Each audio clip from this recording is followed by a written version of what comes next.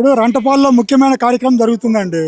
జరుగుతుంటే ఏమైంది, రంటపాలలో కొద్దిగా ఇరుకు లైన్లు ఉన్నాయి, లేకపోతే చిన్న ఊరు అని చెప్పేసి పర్మిషన్ కూడా ఇవ్వలేదు.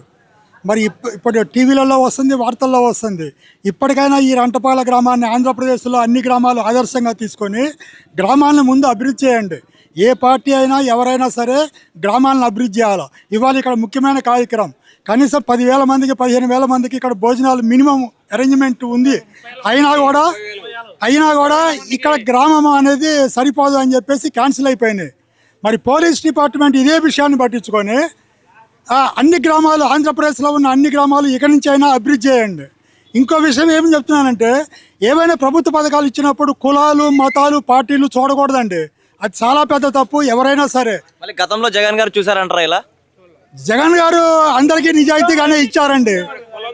జగన్మోహన్ రెడ్డి గారు అందరికీ నిజాయితీగానే ఇచ్చారు. ఇప్పుడు కొద్దిగా వీళ్ళు ఆ పార్టీ, వీళ్ళు ఈ పార్టీ, వీళ్ళకెందుకు ఇవ్వాలా, వాళ్ళకెందుకు ఇవ్వాలా అనేవి చూస్తున్నారు. అది చాలా తప్పు విషయం. అది చాలా పెద్ద తప్పు. జగన్మోహన్ రెడ్డి గారిని ఒకెందుకు మెచ్చుకోవచ్చు. అన్ని కులాల వాళ్ళకి, అన్ని మతాల వాళ్ళకి, అన్ని పార్టీల వారికి సమానమైన స్థాయి ఇచ్చారు, సమానంగా ఎంకరేజ్మెంట్ ఇచ్చారు. కానీ ఇప్పుడు ఏమవుతుందంటే కొద్దిగా పార్షియాలిటీ, వీడు మన పార్టీ కాదే, వీడు మనవాడు కాదే, వీడు మన కులం కాదే, ఇట్లాంటిది వస్తున్నది. అది రాకూడదు.